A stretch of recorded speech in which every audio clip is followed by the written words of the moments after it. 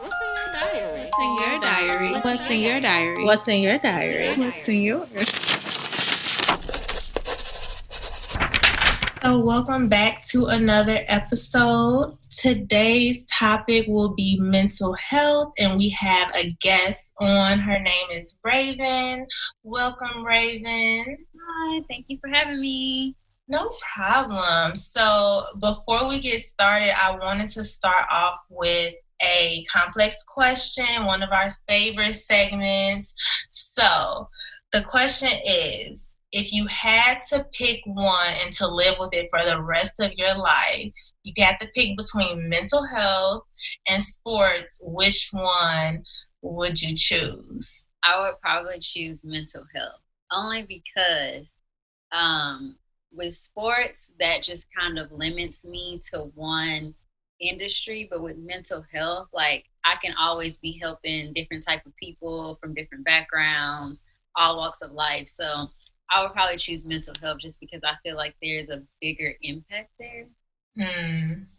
I like it.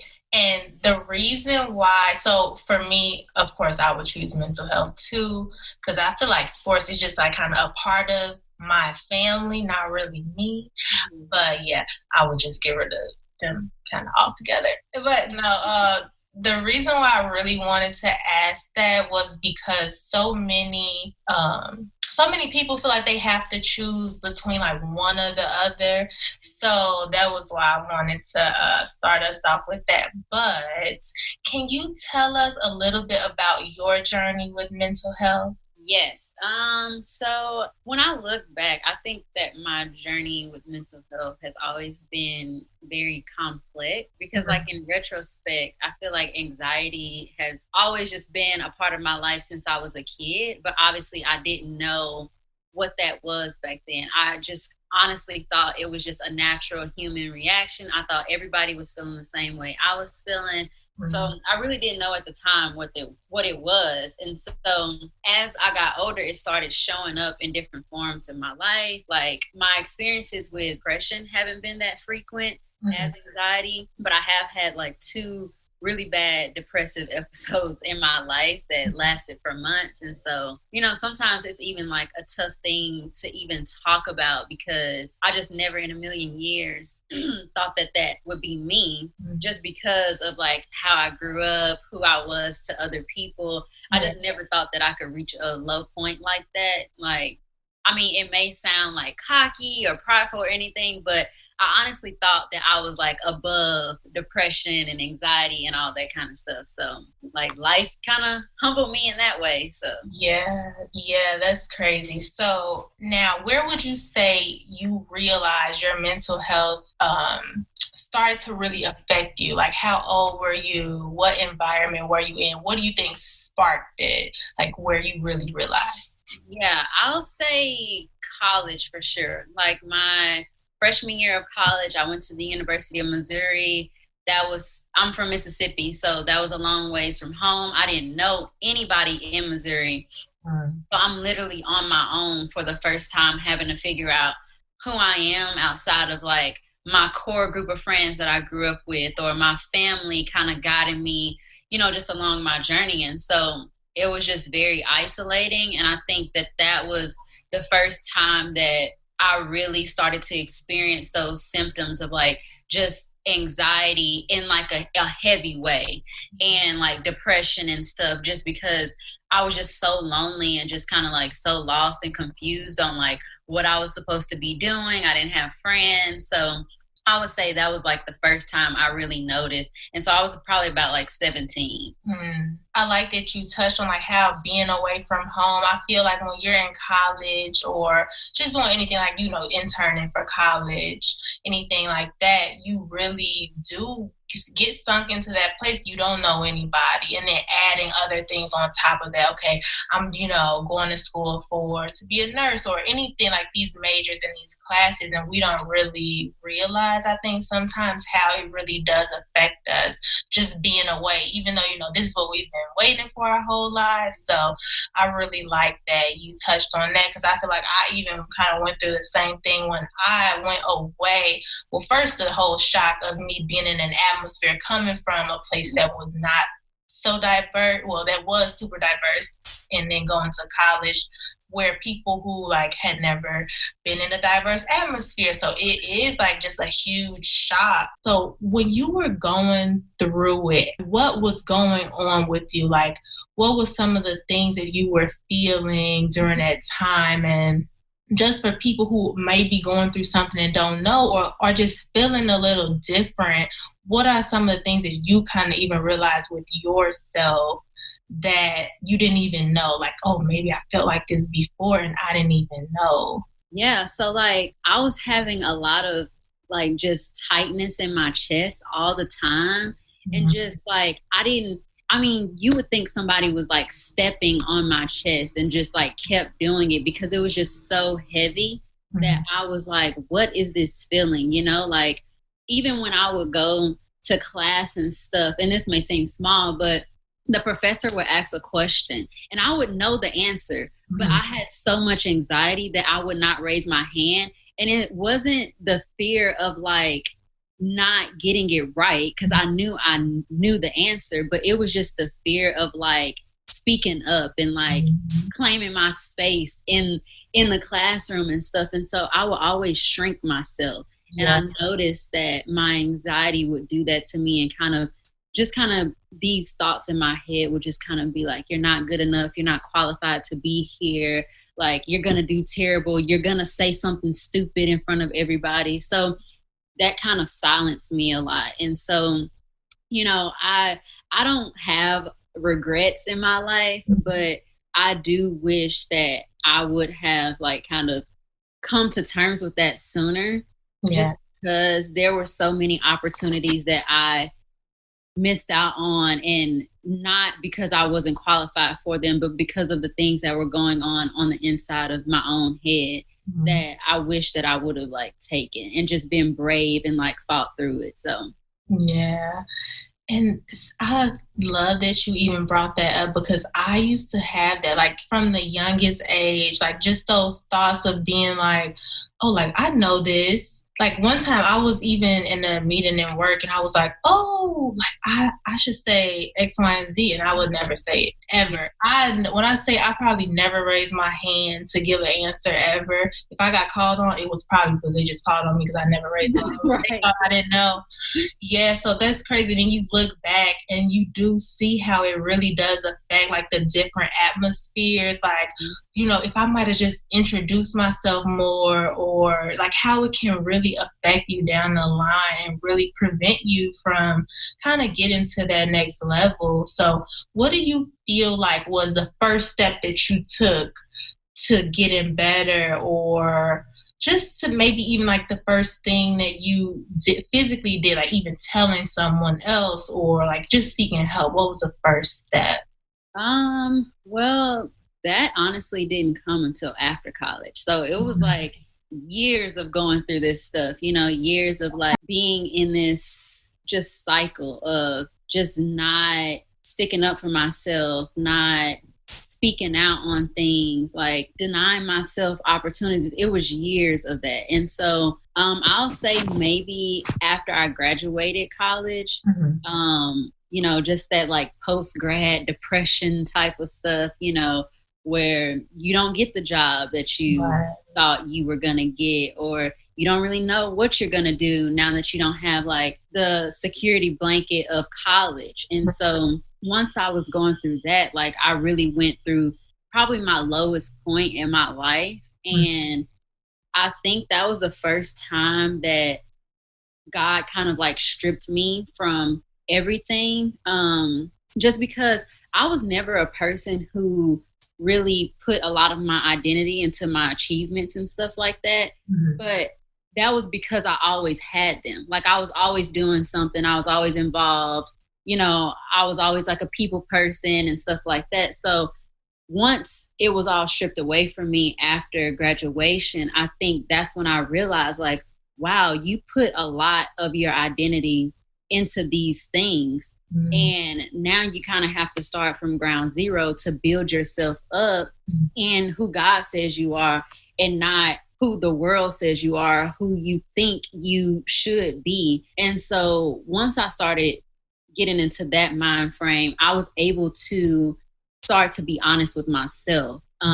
Like, hey, you've been going through these things with anxiety, having depressive episodes for years now, and you never wanted to speak up because you were afraid of how it would portray you to others, and you were afraid that if you kind of spoke out about a weakness, that it would completely disregard all the strength that you have. And I'm like, no, those things can coexist. Like, one doesn't have to be without the other. And so once I went through that, and it's crazy, sometimes you have to go through like the lowest of the lowest to get to just growth. But once I went through that, I started to realize there's power in being transparent. And so I actually started talking to my closest friends who were always super transparent with me, but me not being transparent with them. And they were like, Raven, I go through this too. Like, I've dealt with this. And they were like, I've dealt with this. Why did you never say anything? And things like that. And so once I started having those conversations, I was like, wow, all of this really has just been in my head and just been like a trick of the enemy to keep me in bondage. And like, I need to free myself if I'm going to fully live out the purpose that God has for me. So I think that was like the first time where I realized, like, yeah, I got to get it together. How old were you? I was like 23. So from 17 to like 23, you were just in that internal battle. Like 6 years. Wow. And so, like, why do you think we just get so afraid? Like, what is it that makes it? Is it, like, what do you feel like made you, like, what was it something like, oh, I didn't really see it when I was younger? What do you think really made you or makes us just in general just be kind of like afraid to address our mental health? I think there's a lot of things. I think first, starting from like even just slavery times, just all of the things that we had to endure physically. It was just so emotionally and mentally taxing. Like, all of the things, being separated from our families, being raped, being beaten and abused, like mentally broken down. I think that once we got out of that, there was like this culture of like, you have to have strength, never let them see you sweat. They're trying to break you, and like, you got to push through no matter what. And so we kind of built that shield where there was no room for weakness or vulnerability. It was just always like, put your best game, forward, like put your best foot forward and stuff like that. And so I think like a lot of our grandparents and our parents and, they didn't always really just have the tools to show us how to like just verbally express what we were going through.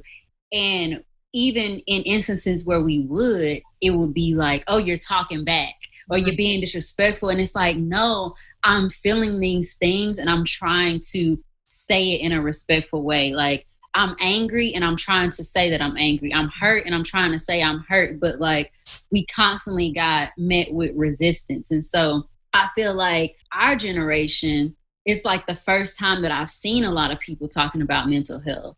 Just because we're like, no, we're healing. We're breaking curses. Like, we are not passing this down to the next generation that comes after us. Like, we're actually going to heal our trauma so that we can have a better world. And like, I just feel like a lot of our, mental health issues and everything that we struggle with is so generational that I'm like, if that's generational, healing can be generational, So, and I feel like this is what God wants for us. Like, God doesn't want us to like walk around in defeat, to walk around with this depression and anxiety, like literally crippling our lives. Like, He wants us to live a joyful and prosperous life. And so I think it's up to people like you and I who like occupy these spaces to make sure that we're, always being transparent and open so that people don't feel like, well, this is not for me.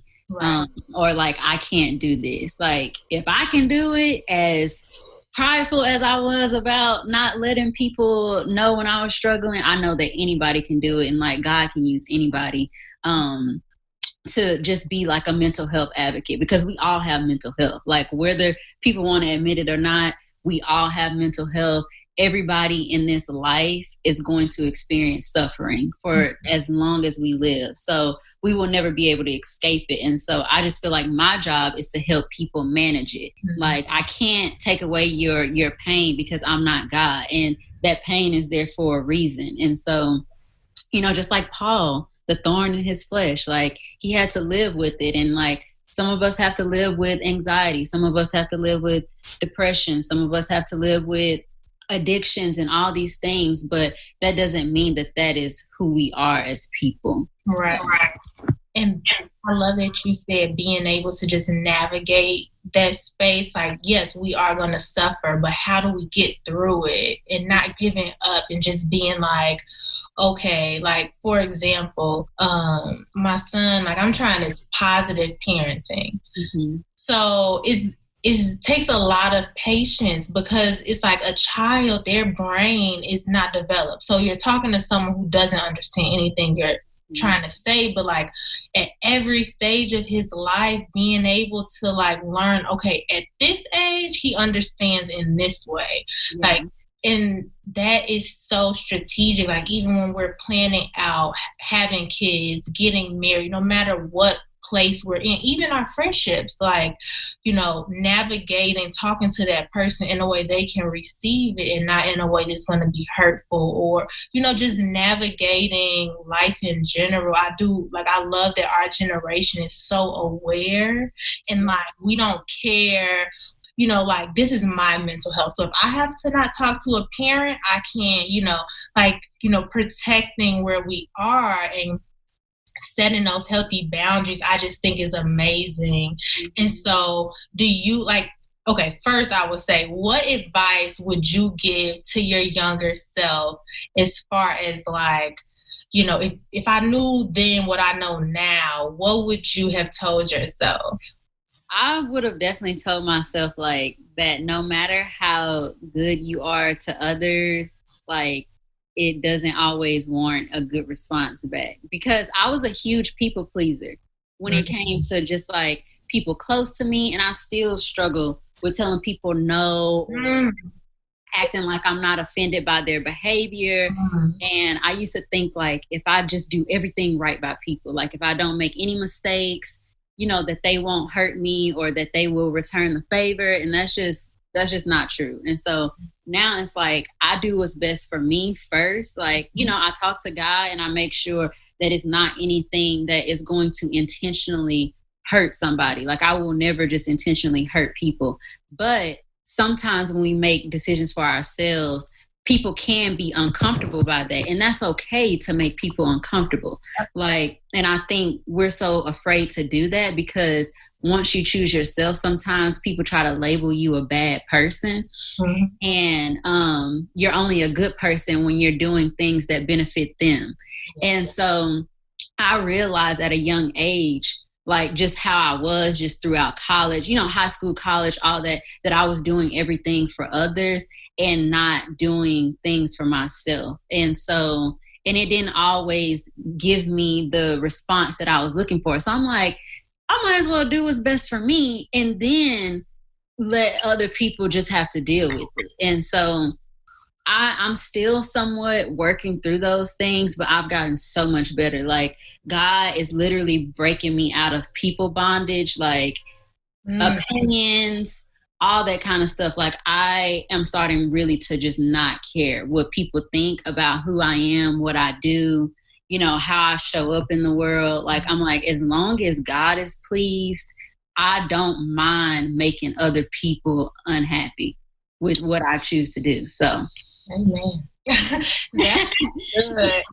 And I love that you brought up people pleasing. How do you feel like that affected your mental health? I feel like that was the basis of it all. Like, because I was just so people focused, like, I got to do this right. Like, I can't say this because it might offend this person, or I can't do this because of how I'm going to look. Like, everything had people in mind and not me or always God in mind. And so I feel like when you do so much people pleasing, you're literally like denying yourself. And so when you deny yourself, it's like all of the gifts and the talents and all of the ways that you want to express yourself are being like stifled. So all that energy has to go somewhere. So it's just going to like somewhat turn on you, and it's going to make you angry. It's going to make you resentful. It's going to make you jealous, envious. It's going to, you know, make you lash out. It's going to make you like really go crazy because you're not doing what's best for you. And so I was like, I feel like I'm killing myself. Like being a people pleaser is so unhealthy. It's just so unhealthy physically, mentally, emotionally, spiritually. And like even the Bible talks about it, you know, like there were so many people who were disruptors in the Bible. And like Jesus was the biggest disruptor. There were so many people who he did nothing wrong, and even they found fault in him. And he's literally the only one that's sinless. And so everybody was like, stone him and kill him and hang him, and he's not the Messiah, and just all these things. And it's like, wow, if Jesus, who is perfect, can get talked about and still be everything to everybody and like bend his back to just be there for people, I'm like, why do I feel like I have to be perfect or that I'm never going to upset people or anything like that? And once I started looking at it like that, I'm like, look, y'all can feel how y'all want to feel. Like, you know, I love people, and I will always do my best to just like be there for people and like, you know, be the type of person that God wants me to be. I'm not perfect by any means, but I do strive to make sure that I'm always an encourager and uplifter, you know, just always there. But I don't do that anymore at the expense of myself. I love that. Mm-hmm. You know, when you were talking about this, I'm just like, wow, like, because this is where I am as far as like finally getting to the point where when I wake up in the morning, it's God, and then I got to take care of me. Mm-hmm. And then like I have to make sure that, you know, I'm doing what he wants me to do, so then he's not forcing me to rest for, you know, 3 weeks at a time because I haven't been taking care of me first. And one thing that I learned recently with the positive parenting is like I'm learning now what I wasn't taught to teach my son. Mm-hmm. So one of the things is like make sure that somebody's trying to say hi to him or trying to hold him, that if he's not comfortable with going, you let the other person know, like, no, he's not comfortable right now. And then they might keep trying, but keep telling them, you know, if he's not comfortable right now, if he doesn't warm up to you and he never wants to go to you, that's okay. And you have to be okay with that, regardless of who you are to him, regardless of anything. And that teaches a child who's not even 2 yet that he can have boundaries. Exactly. So it's like when like we learn these things just over time, that like we can't have boundaries. You know, I have to do this. I have to go with these people. I have to. And we start to see like, oh, if I don't, this person will be upset. Mm-hmm. And so like, it's so crazy how we learn these things when we are so young, like how it's just we're constantly taught bad habits. So I love that you brought that up, because now I'm trying to break that habit within myself, because I want to see my son have healthy boundaries, and I want to have healthy boundaries so he can see as an adult, you know, my parents have good boundaries or whatever. But so yeah, I wanted to touch on that. And then how do you really think now that you're in this place where you're not really people pleasing anymore, you take care of yourself? Like, what is your self-care routine? You know, that's been a thing for a while now. Like, how do you really reset and recharge and just get back to a place where you are good, since you are putting yourself first? I think like I don't necessarily even just have a self-care routine. Mm-hmm. I think there's just so many forms of self-care. And so I don't necessarily like plan for it. Mm-hmm. It just kind of finds me. And so it could just be me listening to some of my favorite music, like watching Netflix, like just putting down my phone and spending time with God, watching sermons, like filling myself up. Kind of getting away from like the world, because I honestly believe that anything that helps you take your mind off of what's going on in the world that's healthy is self-care. Like, and there's just no one way to do it. And I know a lot of people think self-care is like, oh, I gotta run a bubble bath and Like my candles and like, you know, all this stuff. And it's like, you know, that's a form of it, but that's not the only form. Like, self-care is also setting boundaries. Self-care is also saying no. Like, self-care is also having uncomfortable conversations with people that you love that may have hurt you. Like, self-care is just so many things. And I think that so many people have to learn what self-care is for them and not what the world says self-care is. Like, find what makes you joyful, find what puts you at peace, and that's okay. And whether it's journaling, you know, like whether it's watching something, whether it's just being in complete silence, like there's so many forms. So I just feel like it just finds me. Like, whenever I feel at peace, I always try to pay attention to what I'm doing. And I'm like, wow, like this is a self-care day. Like, maybe I'm just laying in bed, but I'm like, wow, I feel good. This is crazy. Like, this is gotta be working. Okay, because I was the same way. I was thinking that self-care, you know, I needed to have wine and do like all these things. I need to have like go to the spa, like all these extravagant things. And really I realized like, no, I need to get back to what just really just fills me up. And like how you said, sitting in silence, that's really like what I need. And like, if I don't have time, before I recorded this, I really just was like, I literally have to clear my mind. I can't be thinking about anything at all. And it's just so crazy that you just touching on everything. It's like, this is where I am in life. Like, this is so crazy.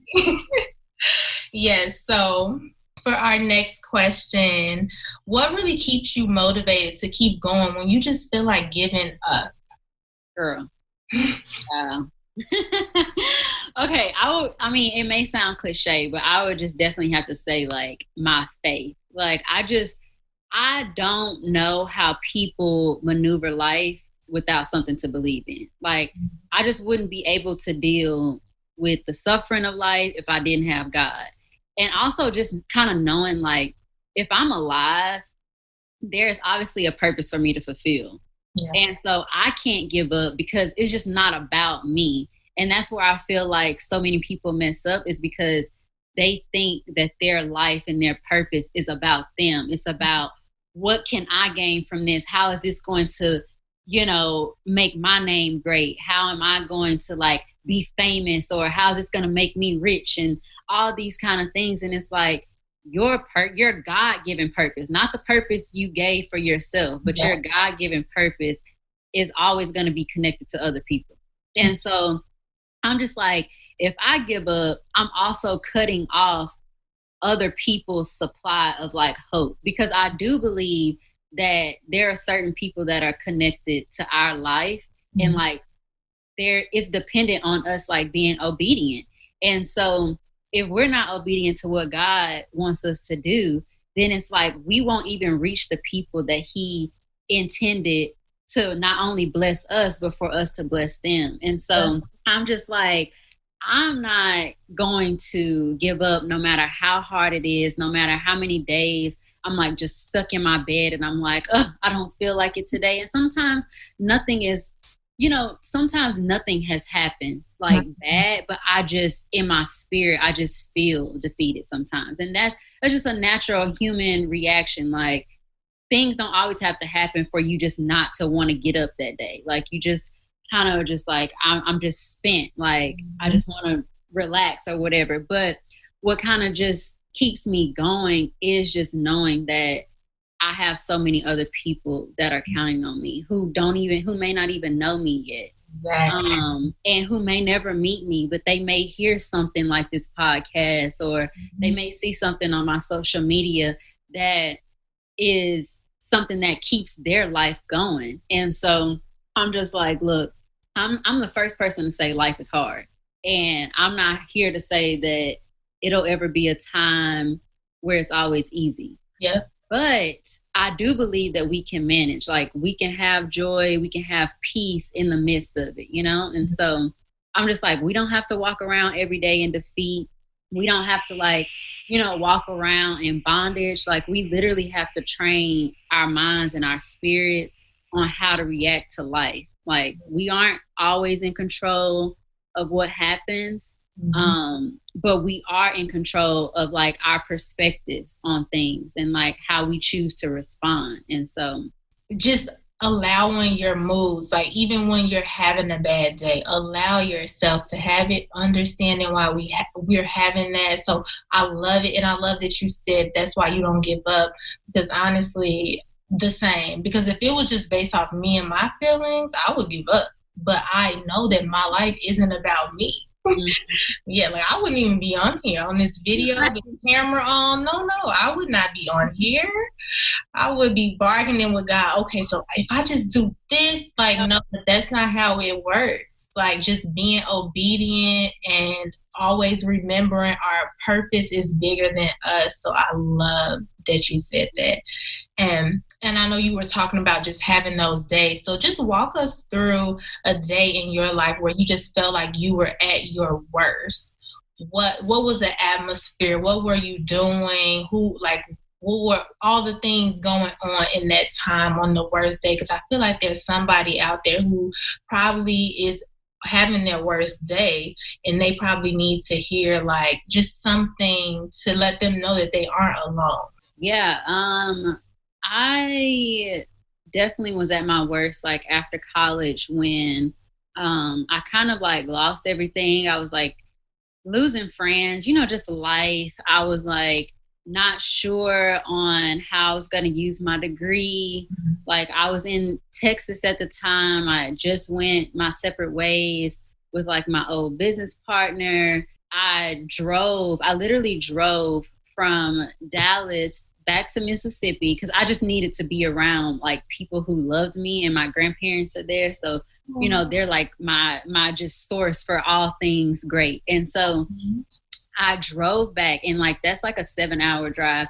I literally cried the whole 7 hours. Like, I kid you not, I didn't even know you could cry that much. I have never cried that much in my life. And so I cried the whole 7 hours. Once I got there, it's going to sound so crazy, but I literally had to sleep with my grandma because I just could not be alone. Like, I was just like, if I'm alone, I'm going to think about all the bad things that is just like happening in my life right now. I'm like, I have to be around somebody 24/7 that loves me. Like, for 3 months, I slept with my grandma.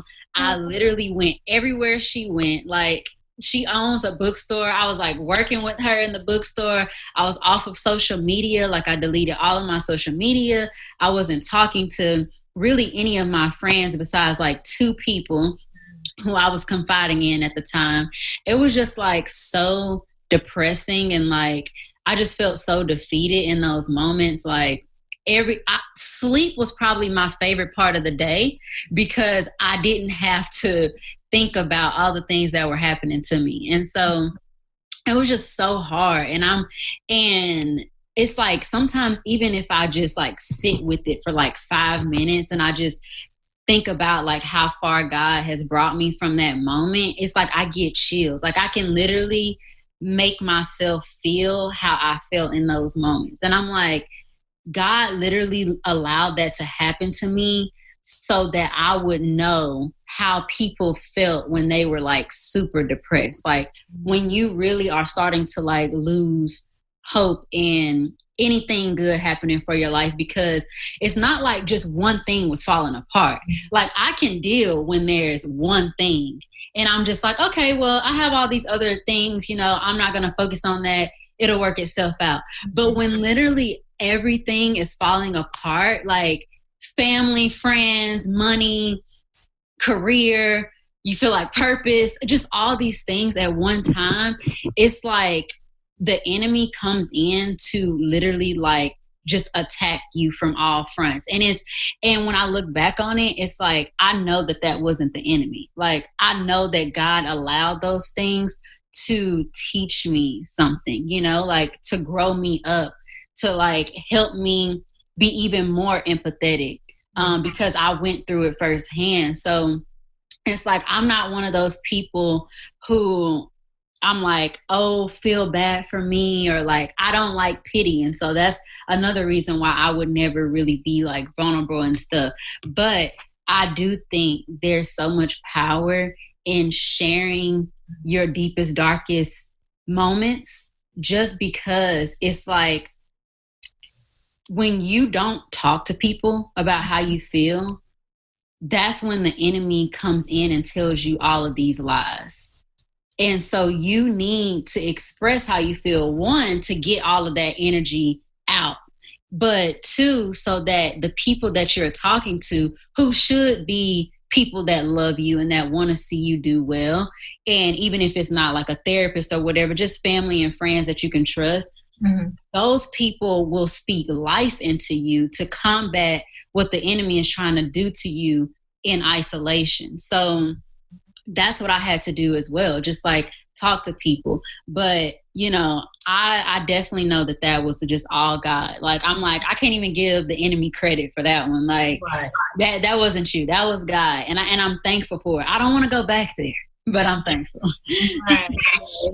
Do you feel like in this moment where, like, after school, when you were going at your grandma's and everything, do you feel like it was really like you feeling like you lost control in a sense? Like you just had no control over anything? Yes. Like even just going back home, like no shade to Mississippi. I love where I am from. It made me who I am today. But there are not a lot of opportunities for young Black, just professionals in general, to thrive in Mississippi. Like, it's called the retirement state for a reason. So going from leaving, going to Mizzou, then going to do this internship in Dallas with the Dallas Cowboys, to having to like literally pick up and like go back home for 3 months to Mississippi, like I just felt like, wow, I failed, you know, like I did all of this to like get out and like, you know, try to like make a name for myself and take care of myself. And now I'm coming back and it's just all out of my control. Like, it's not like I want to come back. I'm being forced to come back. And so, yeah, I just feel like I didn't have control of any situation. Like, so many things were just happening at once that I just felt like, wow, how do I, like, I'm no longer making decisions for myself. Like, I'm no longer seeing the results of my decisions. Like, I'm just, everything is just scattered all over and I'm just being forced to like maneuver it. So, and that contributes to anxiety, like not having stability and security.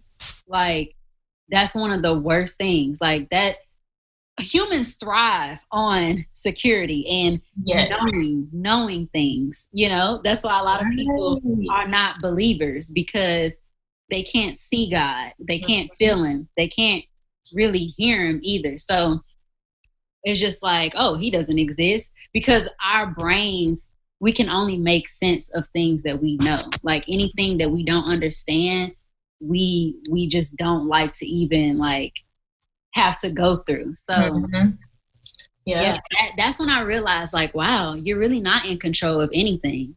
Exactly. Yeah. Nothing at all.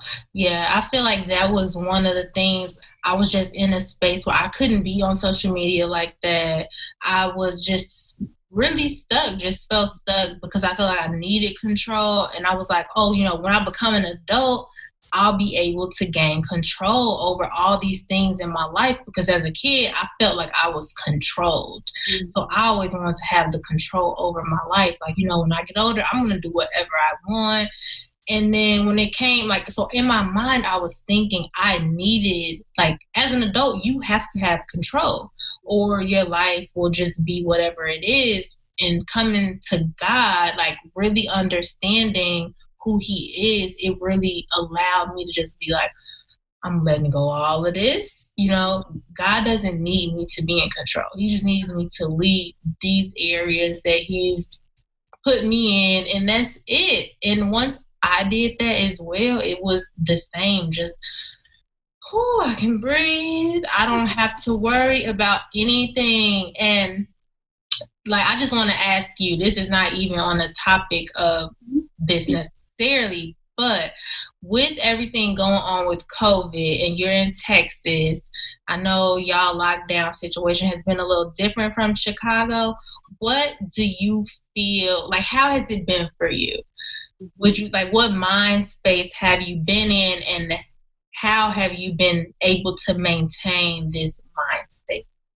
So I'll say like in February, like, you know, when we first started like really hearing more about COVID before the nation went on a lockdown and all this stuff, like I was kind of like, oh, whatever, you know, this is not going to turn into something. This is just the government like trying to like scare people, blah, blah. So I had all these plans, like, you know, as I don't know, we didn't tell the viewers this yet, but you know, I'm launching a business. And so I had all of these plans for my business. And like, I was like, I'm going to do this in March, this in April, this in May, this in June. And so I started planning for all of those things. Well, in March, when we went on a lockdown, I was like, wow, so now I can't do the stuff I was going to do in March. So then in April, it was still the same thing. I'm like, wow, I can't do stuff I was going to do in April. So by, I think like May, I was just like, okay, I'm ripping up all these plans in my, you know, planner or whatever. And I'm just going to allow whatever to happen.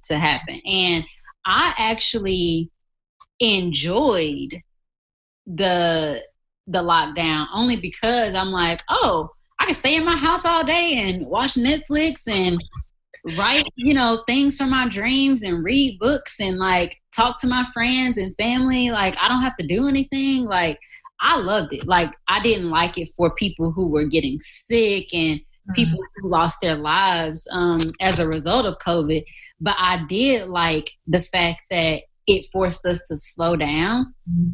And I like the fact that this was one of the first times where the whole world was on the same page. Like we were no different than the celebrities. Like it's not like they could turn a blind eye to the things that were going on in the world because it affected them too. Like this wasn't a rich or poor situation. It was like we all on the same level at this point. You can't leave your house and maybe it's a $20 million house and I can't leave my apartment. So, you know, and unfortunately, like, you know, the George Floyd stuff happened and all that stuff, but I really loved that it happened at a time where we were already forced to be still, because I think if it would have happened at a time where the world was still going on, still concerts, still sports going on, everybody would have just been still so distracted that we would have never come to this point of like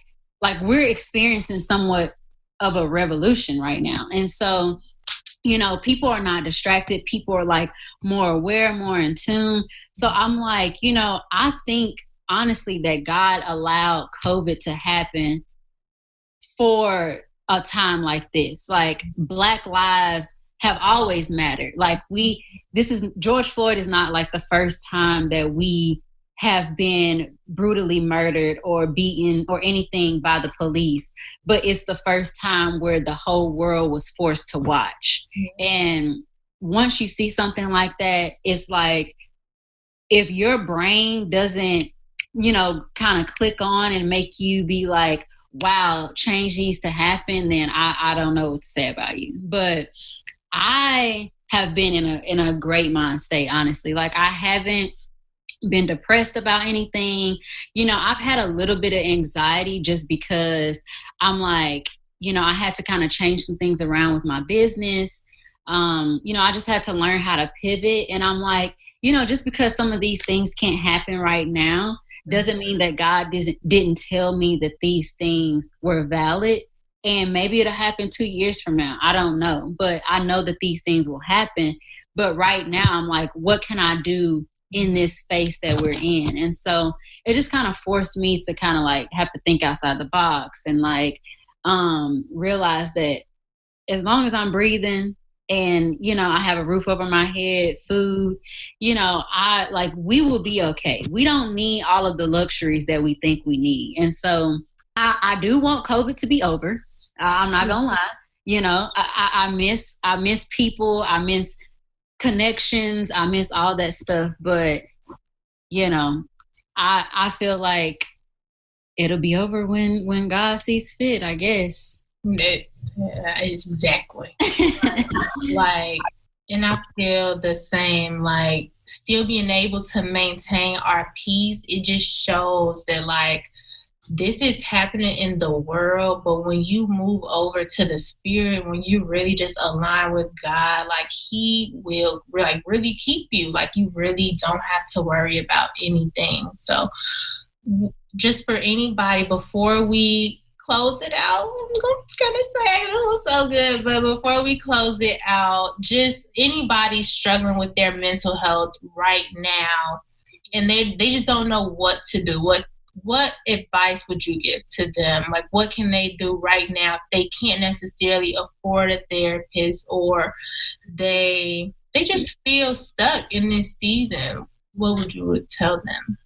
I would just say first, like, just remove the shame or thinking like you're the only one feeling like this. Like, we all go through these emotions. And then I would say, like, even if you don't know, because like me, I didn't know the correct terminology to what I was feeling. Like, I didn't know it was anxiety. I didn't know it was depression, you know, all these things.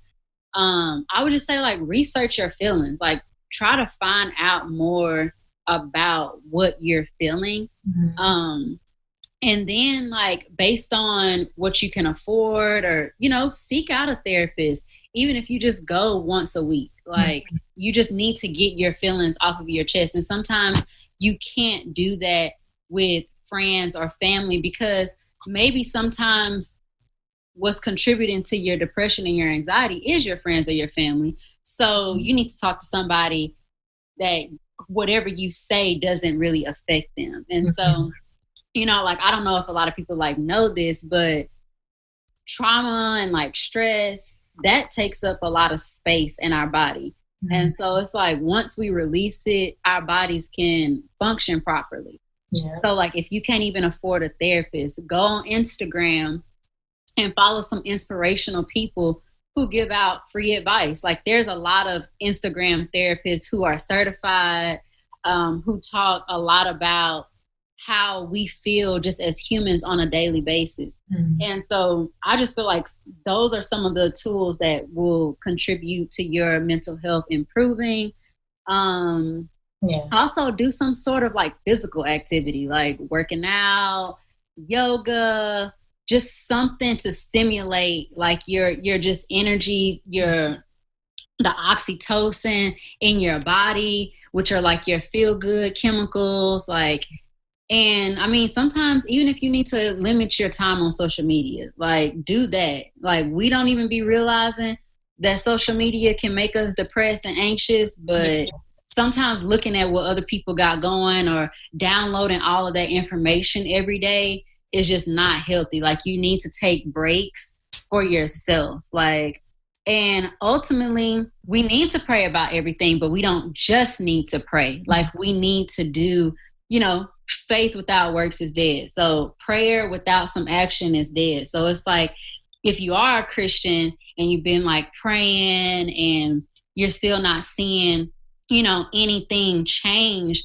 like, ask the Lord what actions you need to be doing to, you know, kind of help you out with your mental health. Because I thought that, oh, I've been praying, like, and I'm still anxious, I'm still depressed. Like, why is this not going away? Like, this is what the church told me to do, you know, stuff like that. And it was like, I heard God telling me, yeah, you need to pray and read the word, but you also need to talk to a therapist. You also need to be vulnerable. Like, there were certain actions I needed to take in order to see some healing. So, yeah. I love it. This was great. Thank you so much. Thank you for having me. Of course. Yeah, and I'm going to touch on something else. Yeah, it's a long episode, but y'all going to be okay because it's good. But I was the same way. Like, I was praying because I was having the anxious thoughts. Just mine kept going. And I didn't realize I need to go to the psychiatrist because like, I was doing all these things. And I was thinking, like, I should not be this way. And it started getting worse. Like, I started forgetting things. It got so bad after I had my son. son because it was just a lot going on. And my psychiatrist actually told me it was because I had been practicing these coping skills all my life. When I had him, my life had changed so much. So me praying, God led me to the psychiatrist. And I found out I had inattentive ADHD, and I didn't even know. So when we pray, it's like God wants to give us the answers, but we can't like ignore them.